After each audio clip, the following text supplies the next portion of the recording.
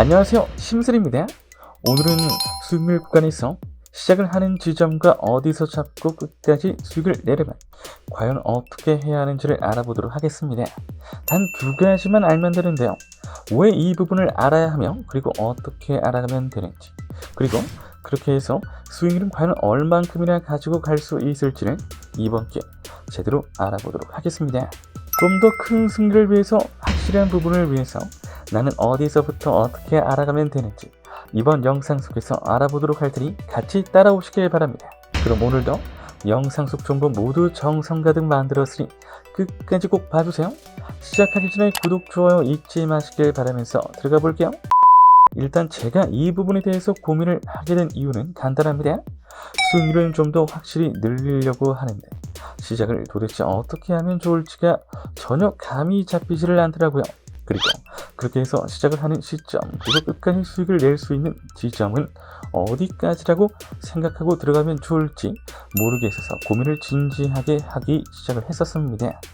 일단 가장 먼저 이 영상 속에서 여러분들에게 직접적으로 이야기를 드리고 싶은 수익률 구간이란 결국에는 요즘 자주 나오고 메타 파악이 쉽게 될 수 있는 그러한 구간이라고 볼 수 있겠습니다. 그래서 예를 들어 보자면서 자주 그림이 그려지는 장줄 구간이라든지 아니면 풍당 플러스 장줄 구간, 이런 식의 그림이 될 수 있겠죠.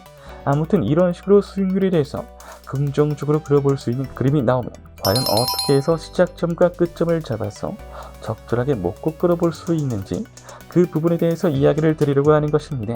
왜냐면 제가 요즘에 여러분들에게 항상 강조드리고 있는 것이 바로 금액 조절이죠. 금액 조절을 조금이나마 편안하게 그대로 제대로 하실 수 있도록 항상 구간 클립을 통해서 여러 가지 구간에 대한 전략을 이야기 드리고 싶었습니다. 근데 문제는 그렇게 전략에 대해서 이야기를 드리더라도 많은 분들이 뭐가 좋을지를 잘 모르는 경향이 많습니다. 그래서 예를 들어서 수익률이 뻔해 보이는 구간에서는 어떻게 들어가고 맺고 끄름을 해야 하는지 이야기를 드리고자 이렇게 영상 제작을 해본 것입니다. 저 또한 이렇게 좋다고 나오는 구간에서 어떻게 들어갈 타이밍을 잡고 나갈 타이밍을 잡을지에 대해서 항상 고민을 하고 또 하는 배터이기 때문에 여러분들에게 조만간 이 부분에 대해서 강조를 해보면서 이야기를 드릴 필요가 있겠다라고 생각했었는데요. 이번 기회에 여러분들에게 이야기를 좀 들어볼까 합니다. 일단 가장 먼저 필요한 부분은 바로 다름 아닌 들어가는 타이밍을 먼저 잡는 방법입니다. 들어가는 타이밍은 과연 어떻게 잡아보면 좋을까요? 이럴 때 제일 중요한 건 밸런식도 밸런식이지만 틈새를 잘 공략해야만 합니다. 예를 들어 풍당 플러스 장줄의 경우 풍당이 시작되는 지점, 그리고 끝나는 지점과 장줄이 이어져서 시작되는 지점, 그리고 그렇게 시작한 장줄이 또 끝나는 지점도 존재할 겁니다. 그래서 어떻게 해서 방향점을 가지고 가는지가 제일 중요할 수 있는 거죠. 그럴 때 제일 중요한 것은 일단 풍당을 목적으로 하는 거니까 구간이 진행이 되다가 첫 한 턴만 나오는 지점입니다. 그리고 나서 풍당은 기본 두 쌍으로 묶어서 밸런싱을 잡습니다. 두 쌍, 네 쌍, 여섯 쌍 이런 식인데 보통 두 쌍에서 네 쌍이면 벌써 네 턴에서 여덟 턴이기 때문에 이쯤에서 끝나고 다음 창줄로 들어가는 타이밍을 잡을 때가 올 수 있습니다. 그러면 그렇게 해서 대충 4턴에서 8턴의 풍당을 먹고 잠시 2에서 3턴을 쉬고 나서 장줄로 바로 타이밍을 잡아가면 되는 건데요.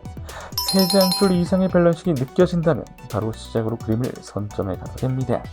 그래서 바로 장줄 시작의 타이밍을 잡고 구간 침투를 시작하고 마무리 경우 5줄 이상의 줄이 나올지 안 나올지를 밸런싱을 해보고서 안 나온다면 3줄 이상짜리는 3회차 이상 나올 수 있고 아니라면 웬만하면 바로 끝맺음을 하는 것이 출혈이 적을 수 있겠습니다.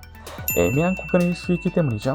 그렇게 하다가 5줄 이상짜리가 1회차 정도도 올라올 수 있는데 이럴 때는 3회차까지는 투고 전략으로 간을 보다가 5회 이상 밸런싱이 확실해진다면 고정 배수로 2 이상의 회차를 쭉 먹어보는 것도 하나의 좋은 방법이 될 수 있겠습니다.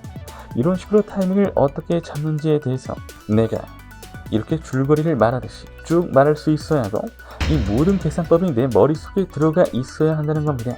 그만큼 타이밍에 대해서 얼마나 생각을 하면서 투자를 하고 있는지 다시금 생각을 해볼 필요가 있겠습니다.